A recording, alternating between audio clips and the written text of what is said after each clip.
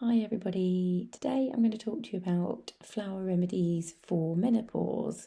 This is one of the most common areas that I speak to women about, with a whole variety of different symptoms. So obviously there's the physical side of menopause and the emotional side of menopause, and flower remedies are really supportive for the emotional side. So they can help with things like mood swings, brain fog. A lot of women get either an increase in anxiety and depression, or this comes out of the blue, having never really struggled with their mental health before. And there's also areas such as insomnia and just managing change and the sort of grief around moving into a new stage of life. I've got quite a lot of flower remedies that I'm going to talk you through in different sections. And I'll give you a detailed description of each. And like I said, everyone's experience of menopause is different. So it's really important that you identify the right emotions that you're feeling and select the remedy that relates to that. And the way that I work with my flower remedies through Michael Remedies is you order a new bottle every 3 weeks. So it's about reviewing how you're feeling after 3 weeks and seeing if you've noticed a shift, and then reselecting based on any shifts in emotion. So I'm not going to talk much about what are flower remedies, because I've done other videos around that, but essentially the main things you need to know are that they are natural, gentle, non-habit forming. They were created by a guy called Dr. Bach in the 1930s. They've been used very widely ever since. And there are 38 different flower remedies, each relating to a different emotion. And they work on an energetic basis, so similar to homeopathy, where it's all about shifting your energy and bringing you back to the person that you are meant to be. So I'm going to dive into some specific flower remedies. So first of all, I thought I'd start with a section which is around managing change and transitions. So the first one would be walnut. This is really helpful for any period of transition or change that you might be going through. So that might be physical or biological changes such as menopause or puberty, but also things that are going on in your life. So if you're moving house or you're going through a relationship breakup, that kind of thing, it's really helpful to bring stability and help you to bat off any kind of negative emotions or energies that you might be experiencing. So I like to think of it like a walnut shell. So it just adds a little protective shell around you to keep you on your course and staying true to yourself. Then Star of Bethlehem. So this is all around grief and trauma and helps to bring comfort. And this might not be relevant for a lot of people, but some people might find that the process of saying goodbye to the being able to have a baby and the feelings of youthfulness, there might be a sense of grieving for that and helping to kind of move on and process that grief, basically. Alongside that, honeysuckle. The honeysuckle is all about if you can't stop thinking about the past. So if there are feelings or emotions coming up around missed opportunities, or can't get over an old relationship or a job that didn't work out, and if this kind of stage of menopause is bringing up those feelings for you and you can't stop thinking about the past and can't move forward, honeysuckle is really good for that. And walnut's also really good for moving on from the past. So it's called like the link breaker remedy. So it's all about helping you let go from whatever's happened previously and move forward with stability. And then finally in this section, wild oat. So wild oat is around finding your purpose and having that sort of vitality for what you do and your way of living. And Again, this might be something that crops up at menopause. It might not be very relevant for you, hence the need to personalise to you. Yeah, if you're feeling a bit like lost and you're not sure what direction to take, and you're maybe like trying different hobbies or wanting to change up your career, or anything like that, this can help you identify what your purpose is and how you want to live your life and how you want to move forward. Second section then is mood swings. So we've got 3 here. So Scleranthus, this is for it's I guess it covers 2 areas. So it could be indecision, but also changing moods or outlooks. So it's all about you can't balance yourself. So for indecision, might be something like you can't decide between one thing versus another.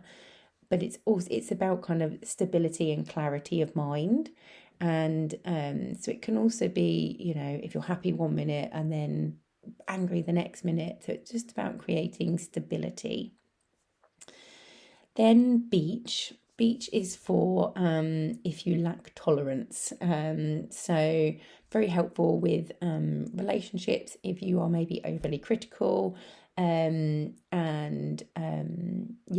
like to kind of control things and have things in a certain way, quite rigid thinking, and just helps you to relax and go with the flow and not be quite so intolerant of other people around you. Then holly, another one for relationships. So this is if you're feeling anger.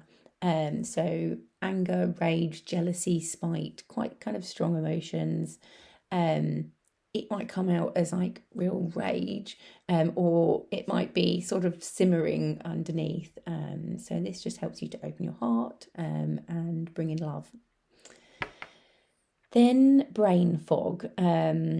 Clematis is really good for this. So Clematis is where your mind is up in the clouds, you're just daydreaming away, and you're kind of lost in thought and you just can't focus. And it's really helpful with grounding in the present. So really good if you're struggling with focus and attention. Then anxiety. So like I mentioned, sometimes this crops up completely out of the blue for women, and sometimes it is something that people have struggled with but is maybe heightened during menopause. So mimulus is for anxieties for a specific reason or a known cause. So anxious to leave the house, or a specific phobia or something like that. Whereas aspen is anxiety for no known reason. So you're just sort of always feeling a bit on edge, anxious, uncertain, and you can't kind of calm yourself down. And then another one that's really helpful for anxiety is white chestnut. And this is for an overactive mind, sort of worrying, replaying thoughts in your mind. And this is also really helpful for sleep and insomnia.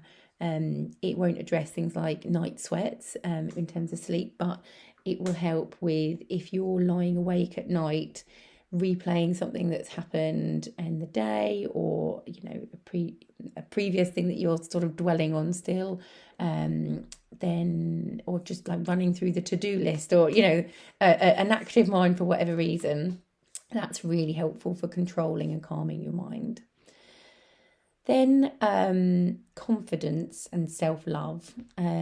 So as women go through menopause, there might be bodily shifts, and you might start feeling, oh, I'm not feeling youthful, I'm not feeling confident in myself anymore. So crabapple is really helpful for self-love. If there's something that you don't like about yourself, be that something about your body or something about your mind, it's really helpful if you feel you need to kind of cleanse yourself of those negative thoughts.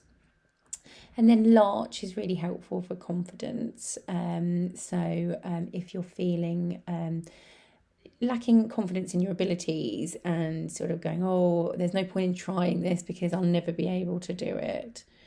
So yeah, just helping to bring some confidence to yourself. And then another one actually in this category would be pine.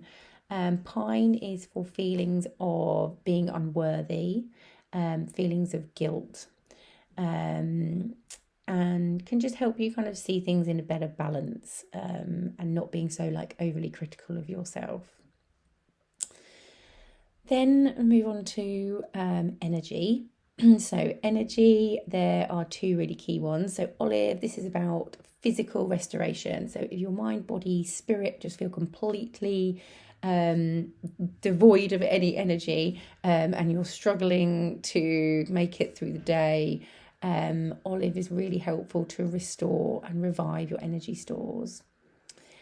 Then hornbeam. Hornbeam is for more mental weariness. So where you just really can't get yourself going in the morning, prone to procrastination, lack motivation, sort of just dragging yourself through the day.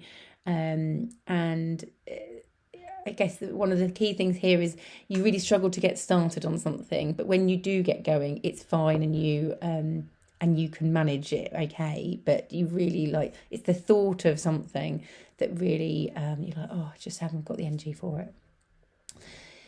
Then the final section is low mood. It might not be a real, depths of despair, depression, but sometimes women do find that they have a bit of a dip in mood during menopause as hormones shift. So here are a few that might help you. Mustard, this is for like a deep depression that comes and goes for no reason, and I guess it's the no reason thing that's really important here.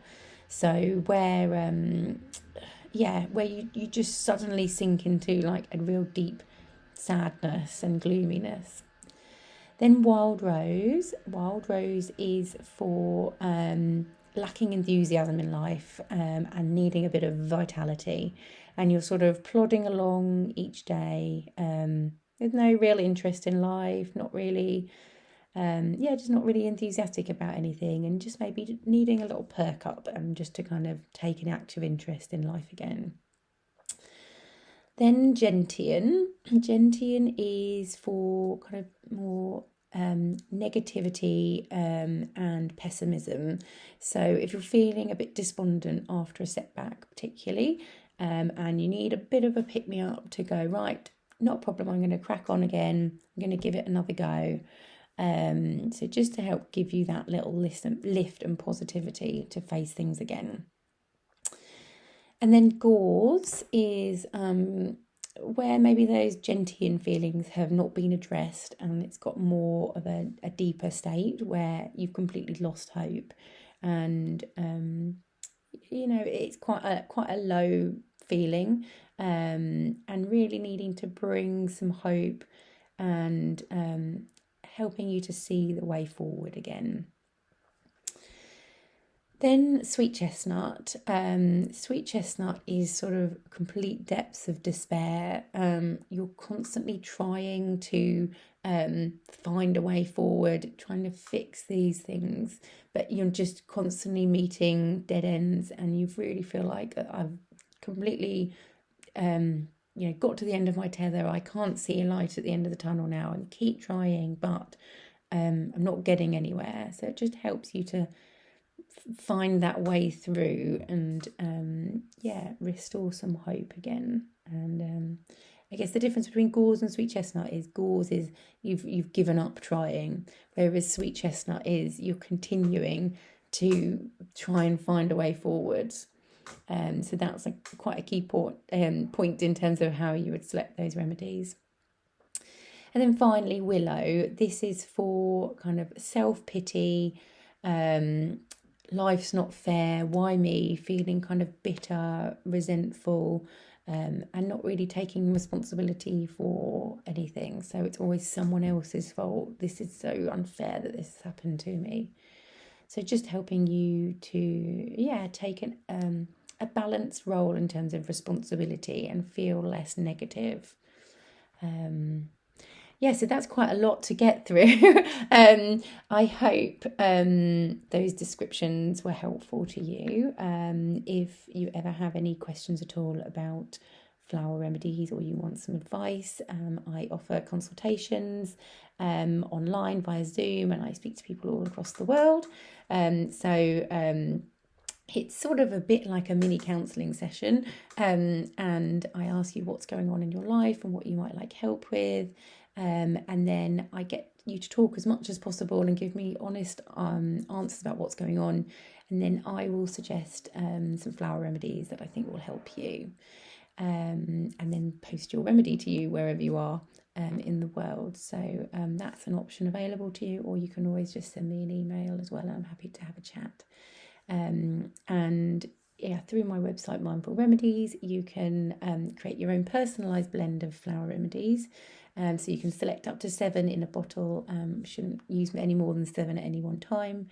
And so you can identify, hopefully with this video, what remedies you might think you need, and tailor a bespoke treatment bottle for you. Anyway, I hope this was helpful, and I will speak to you soon.